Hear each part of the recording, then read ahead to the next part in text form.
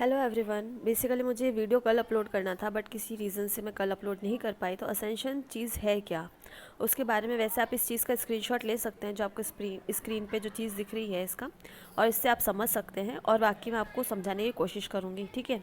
Awakening का मतलब होता है आपकी सोल को हायर लेवल पे ले जाना, उसका क्लिनजिंग करना। ठीक है।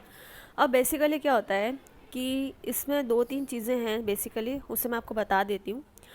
अगर आपको अटैचमेंट फील नहीं होता है, यानी कि आपको अटैचमेंट फील नहीं होगा, आइसोलेटेड फील होगा, तो आपको क्या करना है, उसमें आपको रीज़न फाइंड करना है किस तरह से क्यों हो रहा है। ठीक है। अगर आपको लग रहा है कि जैसे अपने लोअर चक्रास में पेन हो रहे हैं, कहाँ पे पेन हो रहा है, उस चक्रा से रिलेटेड इश्यूज बाहर आ रहे हैं, यानी कि उस चक्रा से रिलेटेड जो भी प्रॉब्लम है वो क्रिएट हो रही है। ठीक है। बेसिकली जब रूट चक्रा का होता है तब डिटैचमेंट की फीलिंग ज़्यादा आती है, उसमें आपको ग्राउंडिंग करना या फिर कोई भी ऐसी चीज़ जिसकी वजह से आपको डिटैचमेंट फील हो रहा है, कोई ऐसा ट्रिगर सामने आ जाता है, तो आपको उसके साथ कैसे उसे रिजॉल्व करना है वो देखना पड़ता है। ठीक है। अगर आपको डिटैचमेंट फील होता है अपनी फैमिली के साथ, खुद के साथ, सेल्फ डीएम के साथ में, खुद के साथ, मतलब ये सारी चीज़ें होती है, तो आपको क्लिनजिंग करना होता है खुद का ऑरा, उनका ऑरा, और अपने पास्ट में जो भी हम कहते हैं बार बार रिलीज़ करो, एनर्जी कॉर्ड कट करो, तो ये सारी चीज़ें करनी होती है। ठीक है। असेंशन में, असेंशन आपका ये सब चीज़ें क्या होता है जिसके हायर लेवल पे जाए। हो सकता है आपको सडनली खुद पे डाउट होने लग जाए, क्या मैं सही कर रहा हूँ या कर रही हूँ।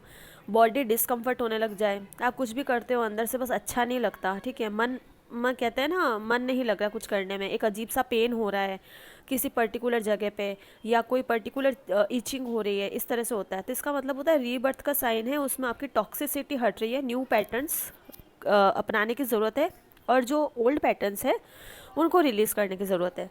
तो जैसे कि टॉक्सिसिटी हट रही है, टॉक्सिसिटी कैसे हट रही है, जैसे कि अगर आप मैन्युपुलेटिव है तो आपको क्रिएटिव बनना होगा, इगोइस्टिक है तो आपको वाइज बनना होगा, सेल्फिश है तो आपको नर्चरिंग बनना होगा सबके लिए, जजमेंटल हो तो आपको इंट्यूटिव बनना होगा, इस तरीके से। ठीक है। अगर कोई एडिक्शन है तो उसे हटाना होगा। अगर आप खुद से सेल्फ टॉक करते हैं, अचानक से खुद से बातें करना, खुद पे ध्यान देना, और ये सारी चीज़ें होती रहती है, यानी कि आपका क्लिनजिंग प्रोसेस चल रहा है। जैसे कि मैं बताती हूँ बहुत बार कि अगर आप बहुत सारी चीज़, आप अचानक से ही आप अपनी साफ़ सफाई पे खुद से लेकर के अपने कमरे, घर जो भी होता है उसमें आप हद से ज़्यादा साफ़ सफाई करने लग जाते हैं, यानी क्लिनजिंग प्रोसेस खुद में भी हो रहा है और बाहर भी हो रहा है, और आपकी ऑरा में आप खुद उसे कर रहे होते हैं क्लिनजिंग प्रोसेस, और नहीं कर रहे हैं तो करने की ज़रूरत होती है। ठीक है। अनयूजुअल ड्रीम्स आते हैं, फोकस नहीं कर पाते हैं, कॉन्सेंट्रेशन नहीं बैठ पाता, और नींद में और खाने पीने में एकदम अप और डाउन हो जाता है, तो यानी कि आपका असेंशन हो रहा है, उसे एक्सेप्ट करो। उसके दौरान अगर आपको बहुत ज़्यादा नींद आ रही होती है, आपको भूख लग रही होती है, जो एक बेसिक चीज़ है, उस चीज़ में क्या होता है, भूख लगने में आपको हाई वाइब्रेशनल फूड जो होते हैं वो ज़्यादा अच्छे लगते हैं। ठीक है। हाँ, हो सकता है कि अगर आप अपने डीएम की रिलेटेड होता है तो आपको डीएम वाली चीज़ें अच्छी लगती हो, जैसे कि अगर डीएम को पिज़्ज़ा अच्छा लगता है तो आपको सडनली पिज़्ज़ा बहुत अच्छा लगने लग जाएगा, इस तरह से। अदरवाइज़ क्या होता है, हाई वाइब्रेशनल फ्रूट्स जो हो गए, फूड हो गए, आपको वो अच्छे लगने लगता है जब खुद का असेंशन होता है। तो आप इतने एग्जॉस्ट हो जाते हैं कि मतलब इतने ज़्यादा टायर्ड हो जाते हैं कि दूसरों की एनर्जी को आप लेने लग जाते हैं, जिससे कि आपकी ऑरा इफेक्ट होती है। तो इसलिए कहा जाता है जितना हो सके उस वक्त आप रहते हैं, अगर अलोन अकेले रहते हैं तो ठीक है, वरना सिचुएशन ऐसी हो जाती है कि आप सबसे लड़ झगड़ के अकेले बैठे रहते हैं, तो बेसिकली वो ये चीज़ होती है कि आप उनकी एनर्जी गेन कर लेते हो और फिर उनके अकॉर्डिंग आप रिएक्ट करने लगते हो। तो ऑरा क्लिनजिंग हमेशा ज़रूरी रहती है। कुछ सिम्टम्स होते हैं असेंशन के, जैसे कि हेडेक होना, स्किन इश्यूज होना, इचिंग होना स्किन में, पिंपल्स आ जाना, ठीक है, नेल्स का काला पड़ना या टूटना और वापस सही होना, ईयर में रिंगिंग होना, कान में रिंगिंग होना, टिंगलिंग होना, थ्रोट में इरिटेशन होना, इन्फेक्शन होना, एनजाइटी होना, क्योंकि आपको क्या होता है कि रियलिटी में आप जा रहे होते हो तो आपको यहाँ की चीज़ें समझ नहीं आती है। हार्ट की जो पंप है वो एक थोड़ा बढ़ जाता है कभी कभी अचानक से, दो दो चार मिनट के लिए।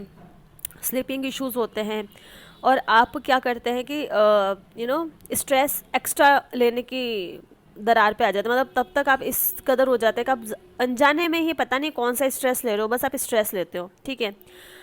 आपको इस किसी तरह से स्वेटिंग होती है पैरों में, हाथों में, डायरिया होता है, कॉन्स्टिपेशन होता है, कोल्ड हो जाता है, आपको पेन होना स्टार्ट हो जाता है, शॉर्ट ब्रीथ हो जाती है थोड़ी देर के लिए, सांस या तो फूलने लग जाती है जिसे हम कहते हैं, एक्सेस में आपको पानी पीने की इश्यूज आ जाते हैं सामने। तो बेसिकली दो तरह से होता है डिहाइड्रेशन का जो होता है, वो क्या होता है कि जब आप आपकी हीलिंग होती है, असेंशन होता है, तो उसमें क्या होता है कि नॉर्मल असेंशन की अगर अपन बात करें तो उसमें क्या होता है कि जो बार बार प्यास लगती है इसलिए होती है कि अंदर जो एनर्जी होती है हम लेते हैं बाहर से, तो ऊपर जो एनर्जी हमारे अंदर आ रही है वो इतनी हाई लेवल की होती है कि वो हमारे अंदर जितनी भी चीज़ें होती हैं उनका यूज़ करती है, ठीक है, हमें असेंड करने में।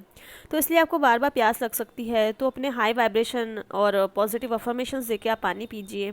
आपके हाथ, जॉइंट पेन और ये सारे हो सकते हैं, ठीक है। कभी लग सकता है वेट बहुत बढ़ गया है, लेकिन बढ़ता नहीं है, बट हमें फीलिंग आती है, ठीक है।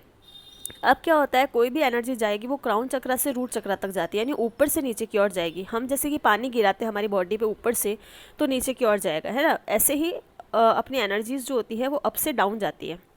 इससे क्या होता है कि हमारे ऊपर से लेकर के नीचे तक इश्यूज आने शुरू हो जाते हैं, जो कि सर से स्टार्ट हो जाए, अचानक हेडेक हो जाएगा, ब्लड विजन आ जाएंगे, आंखों पे आ जाएगा, फिर कानों की तरफ ले लो तो ईयर में रिंगिंग होगा, थ्रॉट इश्यूज होंगे, ऐसे करके इश्यूज चलते रहते हैं ऊपर से नीचे तक।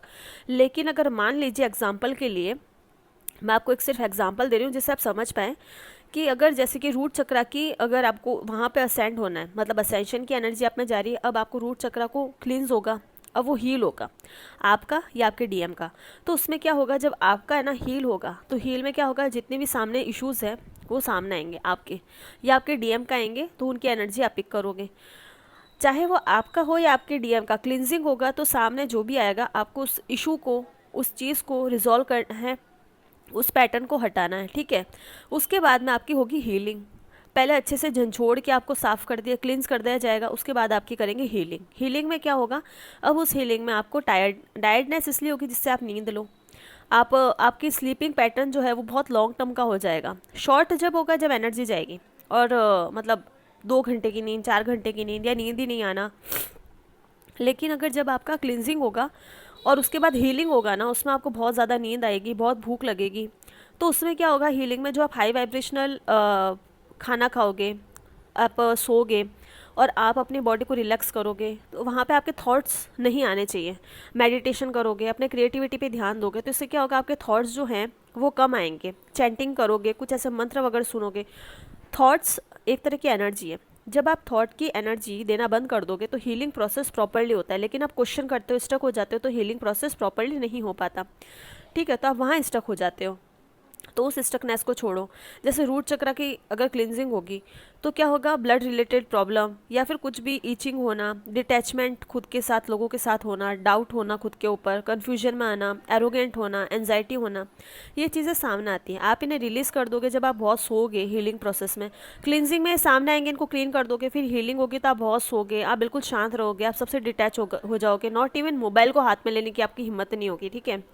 तो कहने का मतलब ये है कि हीलिंग में आप इन सबको छोड़ दोगे और आप खुद के ऊपर ध्यान दोगे, और आपके अंदर एक अलग तरह की वाइब्रेशन होगी जिससे पता चलेगा हाँ आपका हीलिंग प्रोसेस कंप्लीट हो गया। फिर आपका सामने एक बार टेस्ट आएगा, उस टेस्ट को आप पास कर लेते हो जब आप प्रॉपरली असेंशन में आ जाते हो, क्योंकि आपको चीज़ें समझ में आ जाती है उस वक्त उस एनर्जी के रिलेटेड, और उसके बाद में आप उस ट्रिगर को, उस वुंड को हील कर देते हो। टेस्ट में पास हो जाते हो तो नेक्स्ट लेवल पे आ जाते हो।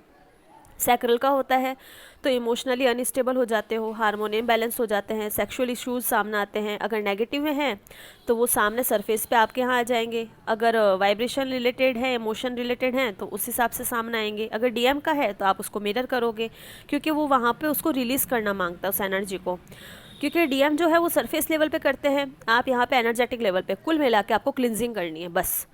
और आपको गिल्ट इश्यूज आ सकते हैं, आप दूसरों की सुनोगे नहीं, बैड लिसनर बन जाओगे, जजमेंटल बन जाओगे, आप चीज़ों को छोड़ दोगे आधे में ही, आपको जॉइंट प्रॉब्लम्स हो सकती है, डिहाइड्रेशन होगा उसमें भी। तो क्या होगा, आप उस वक्त पानी पियोगे, क्लिनजिंग वगैरह होगा, पानी पियोगे, अच्छा खाना पीना खाओगे, मेडिटेशन करोगे, अपने योगा प्राणायाम करोगे, तो एनर्जी को आप रिलीज़ करोगे, ग्राउंडिंग करोगे और अपने क्रिएटिविटी पे ध्यान रखोगे।